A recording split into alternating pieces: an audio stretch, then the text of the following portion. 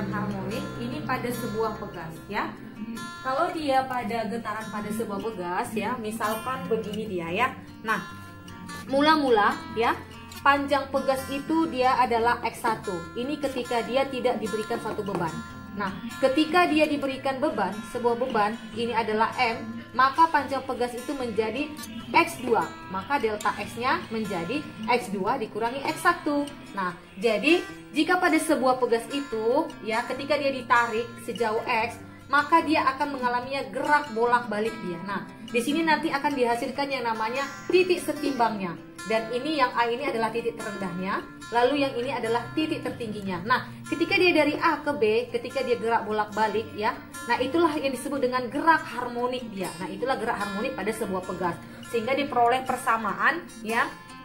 Persamaan ya, untuk besar gaya pegasnya itu rumusnya menjadi F sama dengan K kali delta X. Nah, delta X ini adalah perubahan jaraknya ketika dia belum dikasih beban, ketika sudah dikasih beban pada sebuah pegas itu menjadi ya F sama dengan K buka kurung X2 dikurangi X1. Nah, tutup kurungnya di mana F itu adalah ya gaya berat bebannya. Artinya di sini berat beban ini W ya, gaya beratnya W. Nah, rumus W itu adalah M kali G ya. Nah, jadi dengan F sama dengan M kali G itu adalah gaya pegas dengan satuan Newton. Lalu delta X ini adalah X2 dikurangi X1 ya, artinya itu pertambahan panjang pegas. Nah, K di sini adalah tetapan pegas dalam satuan Newton per meter. Nah, di sini juga dapat kita peroleh yang namanya periode ya, periodenya. Nah, periode di sini adalah ya waktu yang diperlukan untuk melakukan satu kali getaran. Nah, rumusnya adalah T per N, untuk frekuensi juga sama, F sama dengan N per T, kebalikannya dia ya. Dengan T itu adalah lamanya bergetar, N itu adalah banyaknya getaran, D itu adalah periode. Nah, berikutnya kita akan masuk ke materi tentang energi pada getaran harmonik.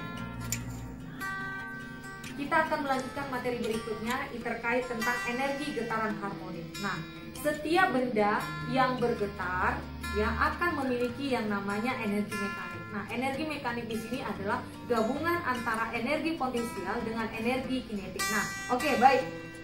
Langsung saja ya. Energi getaran harmonik yang pertama itu adalah energi kinetik. Nah, rumusnya adalah EK sama dengan setengah MV kuadrat atau EK sama dengan ya 1/2 K buka kurung ya A kuadrat dikurang X kuadrat. Nah, untuk energi potensialnya atau EP ya sama dengan 1/2 Kx kuadrat. Nah, untuk menilai rumusan dari energi mekaniknya ya, kita peroleh persamaan bahwa energi mekanik itu adalah ya energi potensial ditambah dengan energi kinetik. Nah, ini dia energi mekanik sama dengan energi potensial ditambah energi kinetik. Jadi kita peroleh persamaan menjadi ya energi mekaniknya. Berarti kita masukkan energi potensialnya tadi yang mana? Yang ini dia, setengah Kx kuadrat. Masukkan 1/2 Kx kuadrat ditambah ya energi kinetiknya. Ini dia ya 1/2 K buka kurung A kuadrat dikurangi X kuadrat tutup kurung. Nah, energi mekaniknya ya ini 1/2 Kx kuadrat ditambah ini kita kalikan ke dalam begini. Lalu ini juga kita kalikan menjadi ya ini ditambah 1/2 ya Ka ini K A kuadrat ya dikurang ya 1/2 Kx kuadrat. Nah, ini bisa habis ya. Oke, habis, jadi tinggal ini. Nah, jadi 1/2 Ka kuadrat. Nah, di mana M itu adalah massa benda dalam kilogram, G itu adalah simpangan dalam meter, A itu adalah amplitudo dalam meter, K itu adalah konstanta pegas dengan rumus K sama dengan M kali omega kuadrat. Oke. Nah, berikutnya kita akan masuk ke terkaitan tentang kecepatan sudut.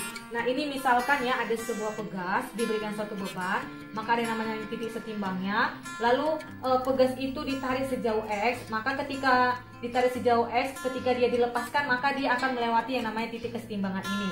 Maka diperolehlah ya persamaan besar gaya pegas atau pemulih yang terjadi adalah rumusannya sebagai berikut ya, F sama dengan minus Kx, di mana minus ini adalah tanda negatif ya, yang artinya arah gaya yang berlawanan dengan simpangan ya. Jadi kalau kita pindah ruaskan X sama dengan minus F per K. Nah, untuk berdasarkan hukum Newton kedua ya, besar gaya yang juga dialami pegas sesuai sesuai dengan persamaan ya, kita peroleh ya hukum Newton kedua, F sama dengan M kali A. Nah, A kalau kita pindah rumuskan ke sini menjadi F per M. Nah, A sama dengan F tadi berapa nih, berapa rumusannya? Ya, rumusnya adalah F sama dengan minus Kx. Kita masukkan aja ya, minus Kx per M. Nah, ingat kembali untuk persamaan percepatan pada getaran harmonik itu adalah A sama dengan minus omega kuadrat dikali X. Lalu kita masukkan aja ini ke sini ya. Nah, kita masukkan ke sini menjadi minus omega kuadrat dikali X sama dengan minus Kx per M. Nah, jadi ini minusnya habis ini ya, X-nya juga habis menjadi omega kuadrat sama dengan K per M. Nah, makanya jadinya omega sama dengan akar dari K per M ya. Nah, oke, berikutnya kita masuk ke periode dan frekuensi pada getaran harmonik. Berikutnya kita masuk ke periode dan frekuensi pada getaran harmonik. Nah, kita ingat bahwa omega itu sama dengan 2V per T. Nah, jadi kita buat begini ya, T sama dengan 2V per W. Nah, jadi untuk mencari periodenya dan besar frekuensi pada getaran harmonik itu, maka kita peroleh persamaan menjadi T sama dengan 2V per W. Di sini adalah ya, ini dia yang sudah kita dapat tadi ya. Lalu kita masukkan ya, bahwa W itu sama dengan akar dari K per M. Nah, kita masukkan di sini. Jadi kita peroleh persamaan untuk periodenya menjadi T sama dengan 2V akar dari M per K ya. Nah, untuk frekuensinya ya, ingat frekuensi itu sama dengan 1 per T. Nah, jadi kita masukkan aja. Tadi T-nya sudah periodenya sudah diketahui, ini dia ya, tinggal kita masukkan aja menjadi 1 per 2V akar dari K per M. Nah, dengan T itu adalah periode dalam skor, M itu adalah massa, lalu TF ini ada dalam frekuensi dalam satuan Hertz dia. Nah, berikutnya kita masuk ke getaran harmonik pada ayunan sederhana atau pada bandul. Nah, misalkan begini, ada sebuah bandul yang diikat ya dengan seutas tali yang diikat secara vertikal dia. Nah, seutas tali itu memiliki panjang sebesar L.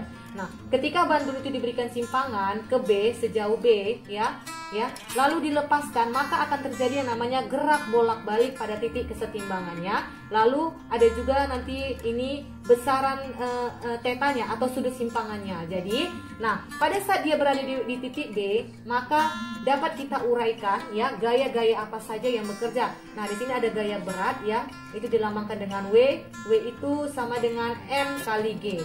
Nah, kita uraikan lagi ya gaya-gayanya, ini ke sumbu X, ini ke sumbu Y menjadi ya W sama dengan, kalau diarahin ke sini itu menjadi W sama dengan W sin theta ya. Nah, kalau dia ke sini dia menjadi W cos theta. Nah, di sini bukan omega ini ya, tapi W di sini adalah gaya beratnya. Maka diperolehlah dia persamaan ya, F sama dengan W sin theta ya, atau F sama dengan M kali G X per L dia. Nah, ini dia. Nah, berikutnya kita akan melihat ya untuk gaya pemulihnya itu bagaimana. Nah, tadi kita sudah dapat persamaan bahwa ya F sama dengan W sin theta atau F sama dengan M kali G X per L. Nah, ini untuk rumusan dari gaya pemulihnya.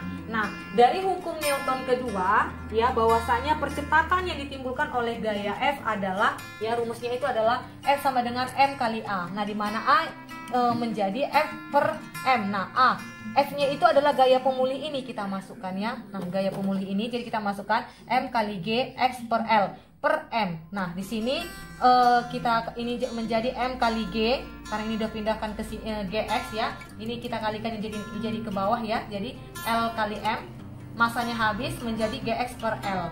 Nah, untuk mencari besar periode dan frekuensi ayunan sederhana, maka diperolehlah persamaan berikut dia ya. Ini kita hapus dulu ya. Nah, tadi sudah dapat persamaan bahwa A itu sama dengan GX per L. Nah, dia untuk mencari besar periode dan frekuensinya ya, kita ingat ya, berarti T sama dengan 2V ya akar dari X per A. Nah, di sini T sama dengan 2X. Di sini A yang ini kita masukkan ya menjadi akar dari ya X per GX per L. Nah, X-nya ini bisa habis ya menjadi T sama dengan 2V ya akar dari ya, ini jadi naik ke atas dia ya. Nah, L per G. Nah, kita peroleh persamaannya untuk periodenya itu adalah ini ya. Nah, sedangkan untuk frekuensi frekuensi itu sama dengan 1 per T. Nah, kita peroleh F sama dengan 1 per, ya, ini kita hapus dulu ya, 1 per 2 V, ya, akar dari G per L. Nah, kebalikan ini jadi naik ke atas dia ya. Nah, begitu dia. Oke, itu saja untuk materi terkait bandul. Berikutnya kita masuk ke sudut fase dan beda fase pada getaran harmonik. Nah, berikutnya kita masuk ke materi terakhir terkait tentang beda fase. Nah, untuk beda fase pada getaran pada sebuah bandul, ya, itu diperoleh ya delta ini fase sama dengan T2 dikurang T1 per T, atau delta atau perubahan fasenya sama dengan delta T per T. Nah, ini untuk beda fasenya, T itu dengan keterangan periode dalam sekon. Nah, delta T ini adalah T2 dikurang T1, artinya selang waktunya dalam sekon. Nah, berikutnya kita akan masuk ke contoh soal.